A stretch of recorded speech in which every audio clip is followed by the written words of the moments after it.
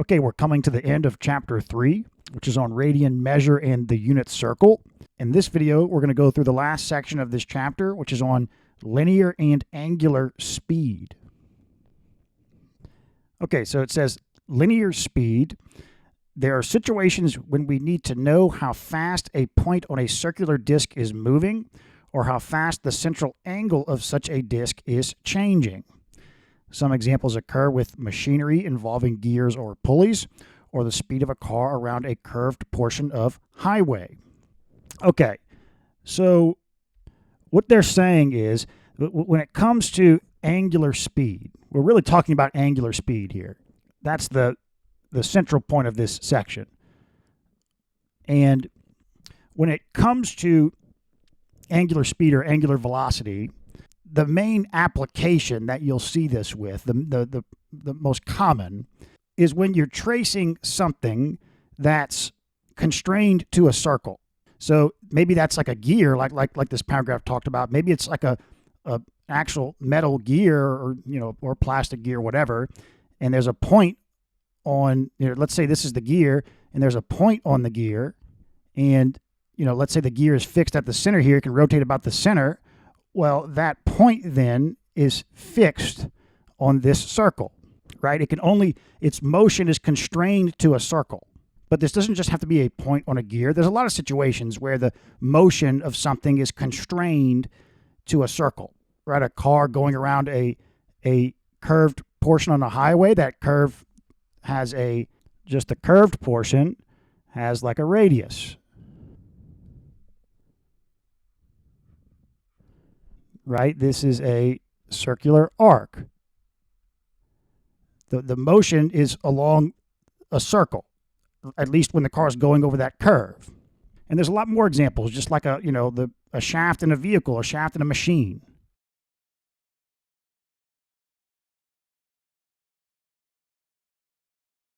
It's fixed along its axis, so it can rotate about its center axis. Well, the motion of any of the pieces of metal along the diameter of the shaft are fixed to rotate along a circle. So there's a lot of examples of situations in whether it be machines or a lot of things where the motion of something is constrained along a circle or at least a portion of a circle. It's like a circular arc. And again, that's the most common application of angular speed or angular velocity. Okay? But what they're talking about here with linear speed is they're just referring to if this disk was rotating about the center here, then it's going to have a certain angular speed based on how fast you can think about this angle is changing. The angle that, for any position of this point along the circle, you can specify an angle, right? From 0 to 2 pi. Well, how fast is that angle changing is the angular speed, but corresponding to that angular speed is going to be a linear speed of this point, right? And that linear speed will be different depending on the radius of the circle. So if you had a point out here, that's going to have a different linear speed. However, it's going to have, if you can notice though, it would have the same angular speed. So if this was,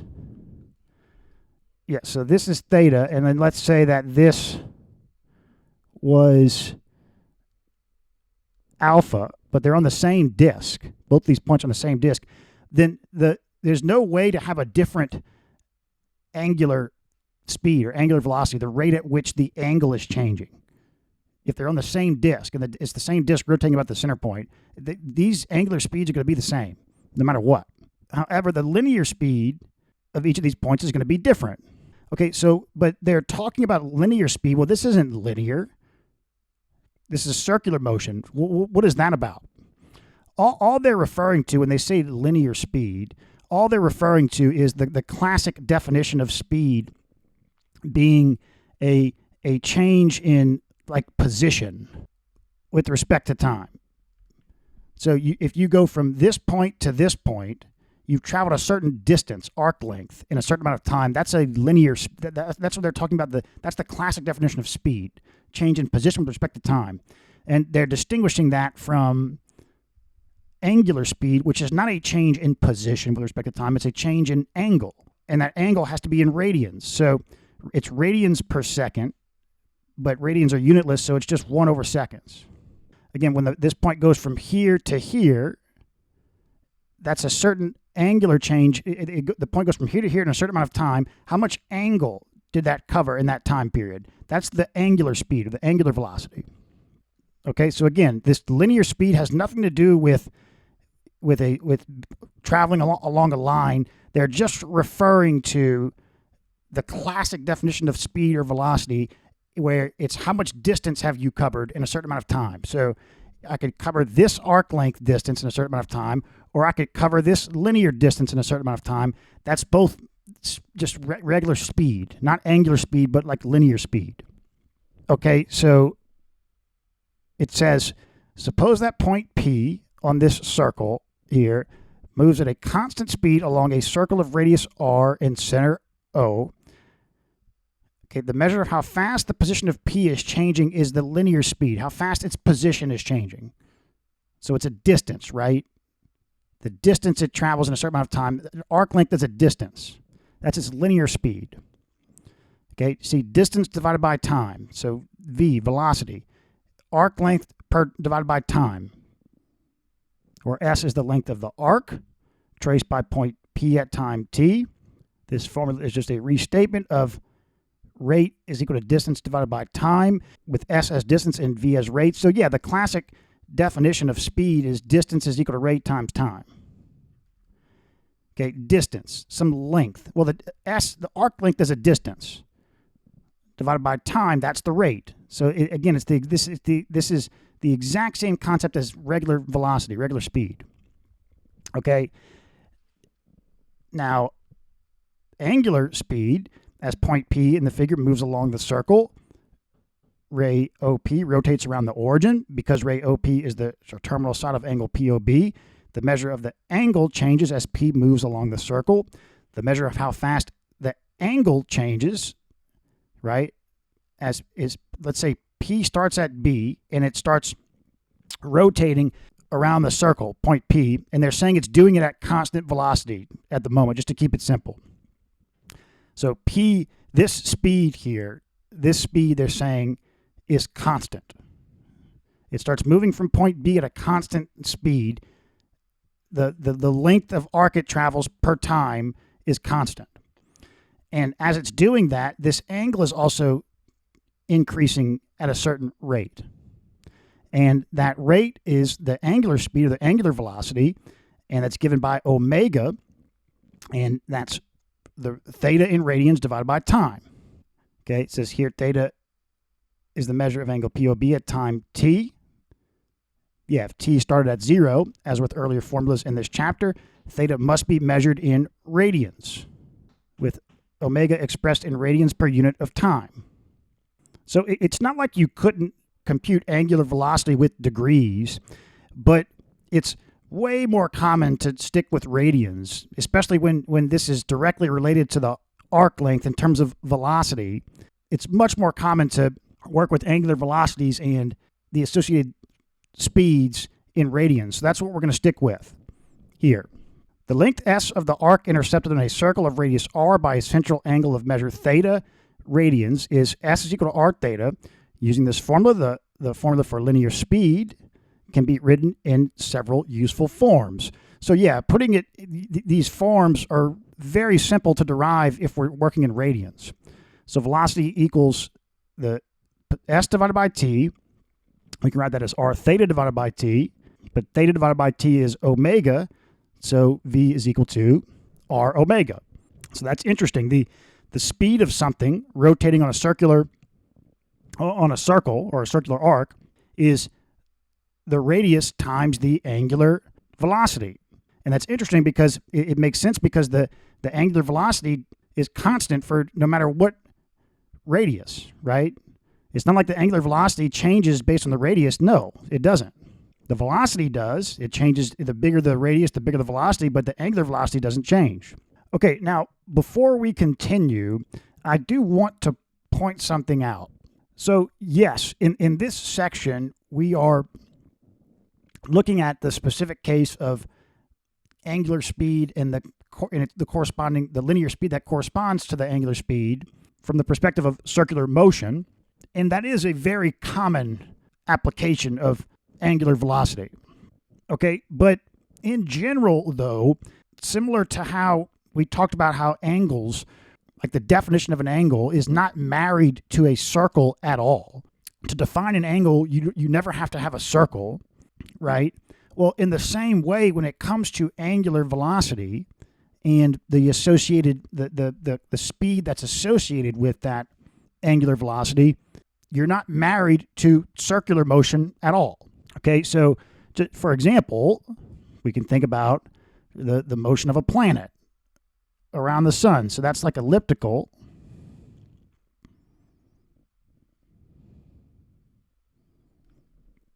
Okay, well, here's the planet. You know, if we do something like that, let's say, and let's say we have there's its angle theta. Well, as the planet rotates, the angle that corresponds to it is going to have a certain angular velocity. And there's going to be some relation between that angular velocity and the actual linear speed. Now, most likely it won't come out as clean. Maybe the velocity, it's not, if like with a circle, if the angular velocity is constant, then so is the speed. Maybe with an ellipse, that's not the case. Maybe there's no way to have, for if you're constrained to an elliptical motion, maybe there's no way to have both the velocity, the linear velocity, and the angular speed be constant at the same time. But still, you could come up with a relation between v and the angular velocity, right? So this is just the angle, but this would have a corresponding, the rate of change of theta with respect to time would be omega, right?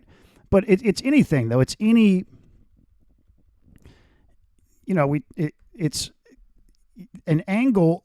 You know, we could get some weird curve here, and you know, like with polar coordinates, which we'll study in an upcoming chapter, positions are, the position of something is, or it's just a coordinate system that, where one of the inputs is theta. So like this whole random arc, you could say that it subtends an angle theta.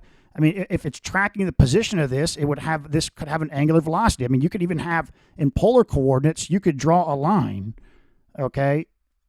And so if there's some object here that's moving in this direction, it's one of its positions is, you could have its position defined in terms of a theta, right? You could tie its position along this line to the angle theta. Well, that would be the rate of change of theta. That's like an angular velocity that's associated with this position. It's actually an actual linear motion. You see, so really, in general, the most general definition of angular speed is you take the general definition of an angle, right? You make one side like that, and then maybe the other side you make shorter, just to indicate that the side lengths don't matter, but they need to be straight, okay? And then this opening here, this spatial opening between these two straight sides, the opening represented by a rotation about the vertex. To define an angle, you need a vertex and two straight sides. That's it. A vertex and two straight sides, then you can make an angle. Well, okay, the rate of change of this angle with respect to time, that's the definition of angular velocity. Okay? However, in this section, since the most common application of angular velocity is when it's tracking circular motion, that's what we're studying in this section specifically. Okay. So, as an example of linear and angular speeds, consider the following. The human joint that can be flexed the fastest is the wrist, which can rotate through 90 degrees or pi over 2 radians in 0.045 seconds while holding a tennis racket.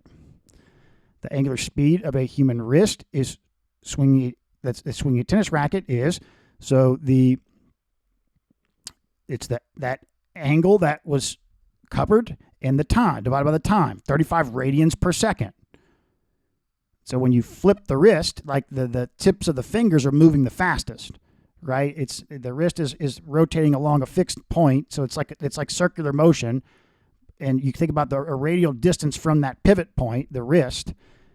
Your fingers are moving the fastest, with every point along your hand having the same angular velocity of 35 radians per second. If the radius from the tip of the racket to the wrist is 2 feet.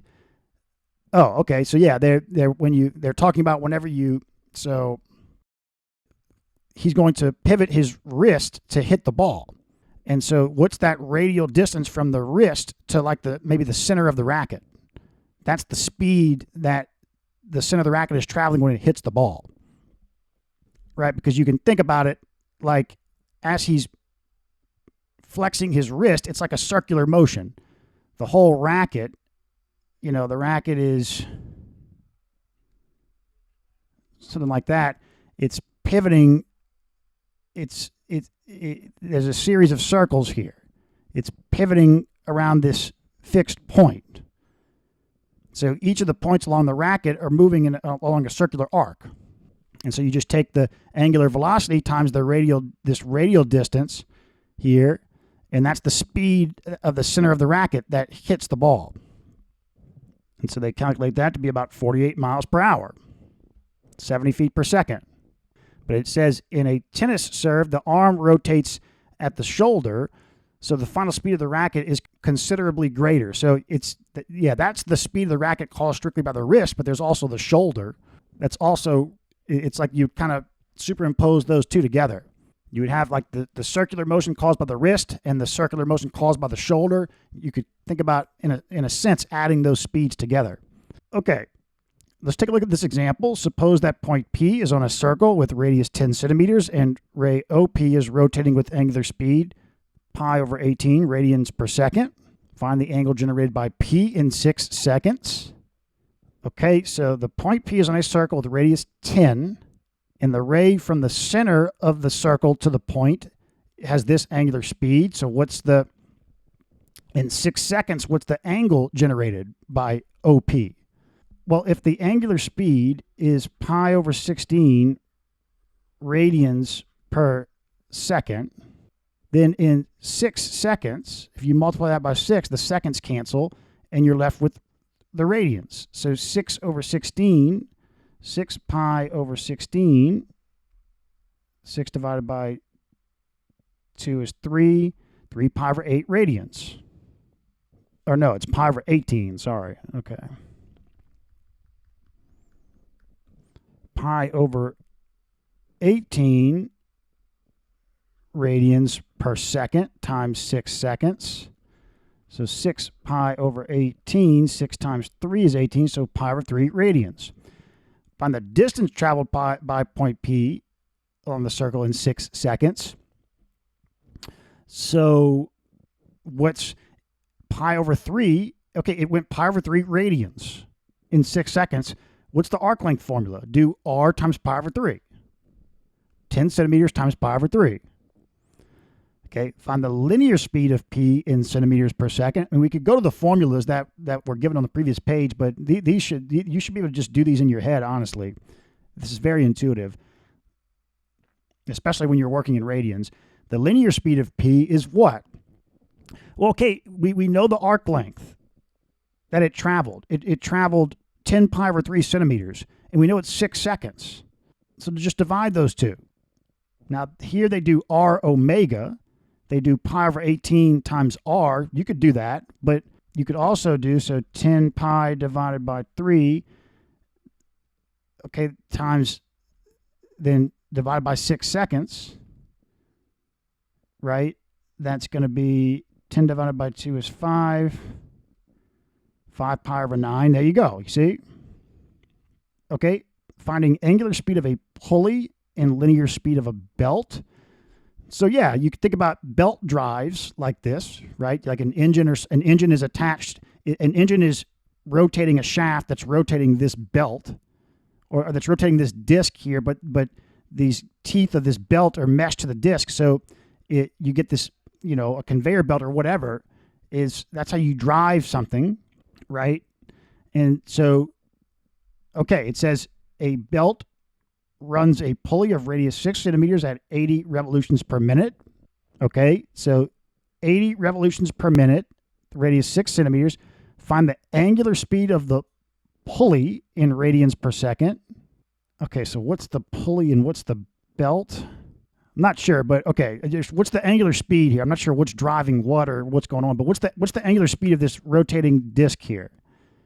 Well, okay, it says 80 revolutions per minute. That's not the angular speed we're looking for, but that's giving us how fast it's rotating. We just need to convert that to, so 80 revolutions per minute. Angular speed that we're working with is, I mean, this is RPM, revolutions per minute, so maybe that's the units you want, but they're asking us, they want this in radians per second. So there are 2 pi radians for every 1 revolution. The revolutions cancel.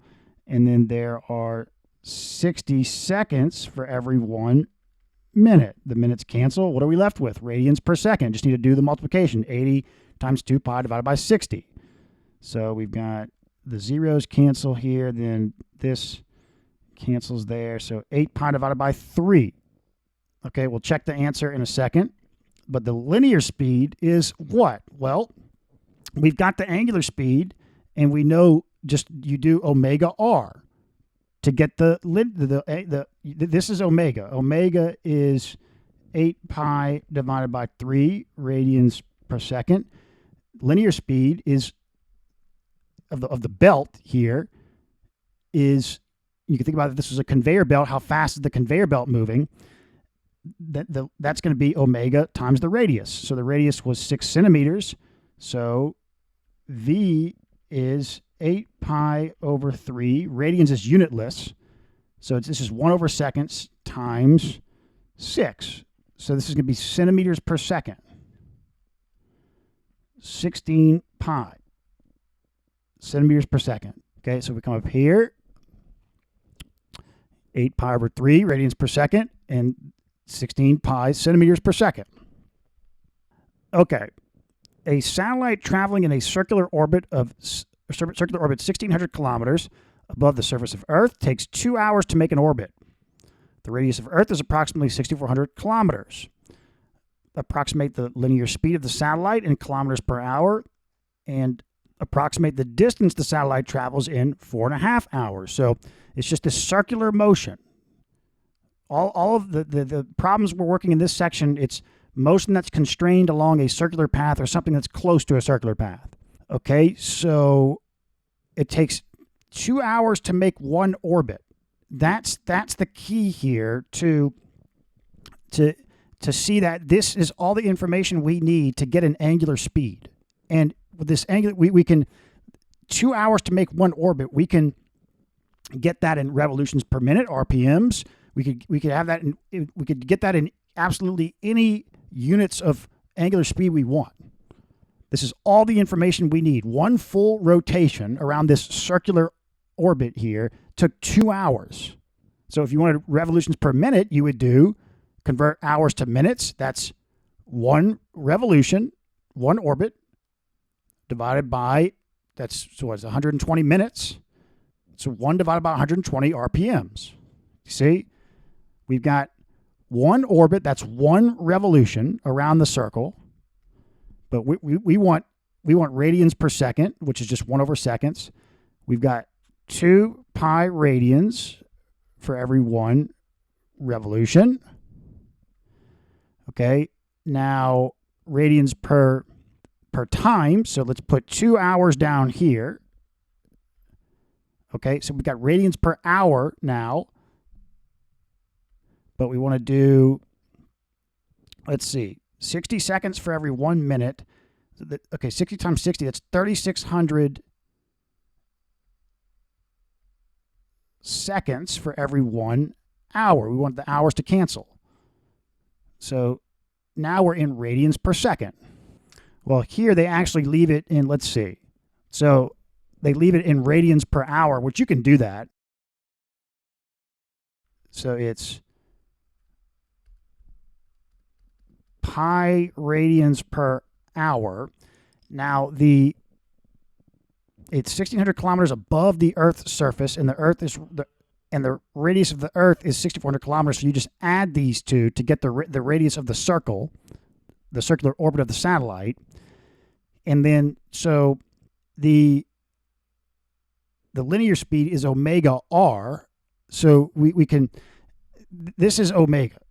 Okay, it's not radians per second, but it's radians per hour. But the key is with radians are unitless. So you can see that if we just multiply this omega by the radius, what are we left with in units?